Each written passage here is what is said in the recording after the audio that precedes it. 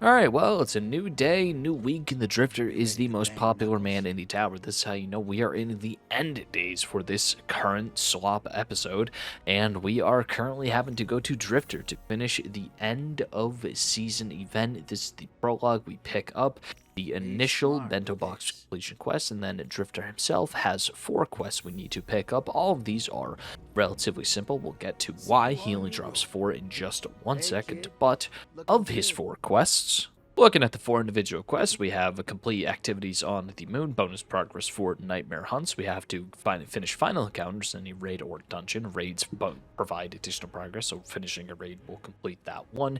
Getting final blows with either Malfeasance, Witherhoard, Touch of Malice, Whisper of the Worm, Xenophage, or Arbalest. This is a lot of kills, and getting kills with the special or heavy weapons seem to grant you bonus progress from the little bit that I was able to test, and the little bit of testing you're able to actually measure while doing this. It isn't a lot of kills, but it'll still take you a little bit if you're using Malfeasance or Touch of Malice. And finally, you have to collect Dubious Celeries and Sentry's Egg from Gambit and defeating targets on the moon respectively. For me, I started with Gambit because I thought it was going to be the easiest to get the celery, and yes, it was the easiest to get the celery. I just had to run around killing things. This sped up footage is in 4 times speed, so getting all of the celery from beginning to end took approximately 2 minutes worth of run around and Gambit killing things. You don't even need to finish the full game to get all of the celery, just about 2.5 minutes of killing stuff in Gambit. Next, I tackled the raid or dungeon completions, the final encounter completions. You either have to do 2 dungeon final encounter completions, or you have to do 1 final boss in a raid.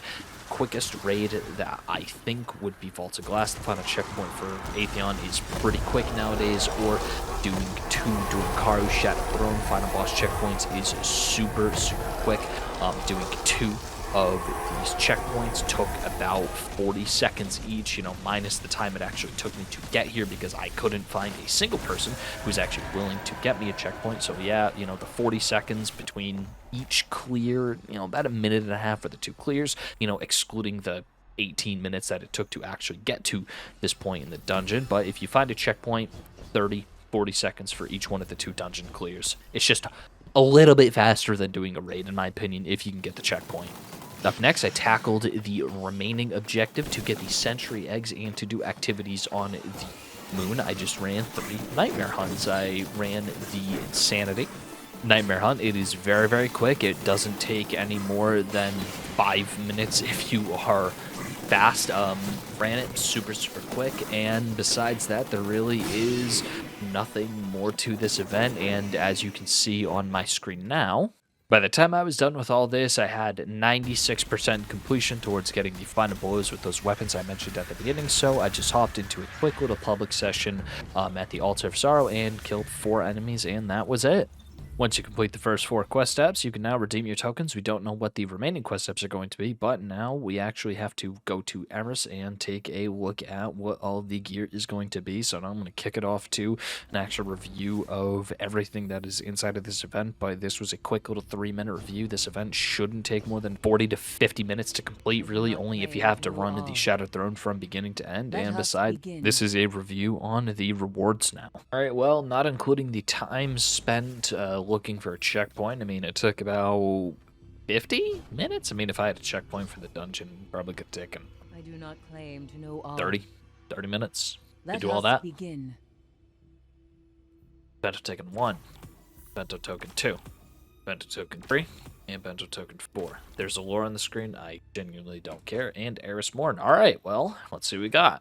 So, alright, so the roles that they said they're going to be: the Horror's Lease, the Riptide, the Ignis Hammer, and the Cataphract. All of these are very good. If you are a free-to-play player, I recommend taking all of these that you do not have access to, which would be, I think, all of them. I don't think you have access to Grandmaster Nightfalls to be able to get the Horror's Lease. Riptides, you can random roll, so probably it's not a good idea to take the Riptide unless you... Probably not a good idea to take the Riptide, I mean, unless you really want this particular roll and you haven't been able to get one in like the 4 years that this gun has been released.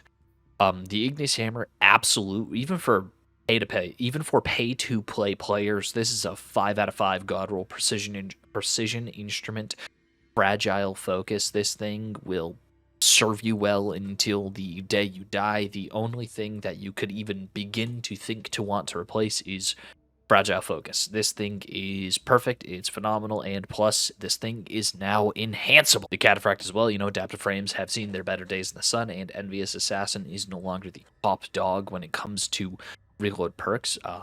It's no longer the top dogs when it comes to third column ammo perks, but this is still an amazing Adept grenade launcher. It's enhanceable, has access to Adept big one spec. This is an awesome reward. So on my free-to-play account, when I end up finishing this event, I know I'm going to be taking the Cataphract, and I'm going to be taking the Igneous Hammer, and I know I'm going to be taking the Horror's Least, because I don't think you can get access to Horror's Least. Now, for the Cloud Strike, you can't actually use this unless you have access to Beyond Light. If you're a free-to-play player, it's the same thing that we saw last year with the being able to craft the weapons that you got from Last Wish. So it's the same thing with crafting. So you can't use this unless you have access to Beyond Light. I'm sure that eventually they're going to fix it so that you can use this weapon. They're going to turn this into a free-to-play exotic, much like they made the weapons from Last Wish craftable, because there's no way that a free-to-play event, free for everybody, has a item that you can't access without having a DLC. Even if you have this DLC, you can still not own Beyond Light and not be able to use this weapon. So I'm sure they'll fix this eventually. I still don't even think it's worth it.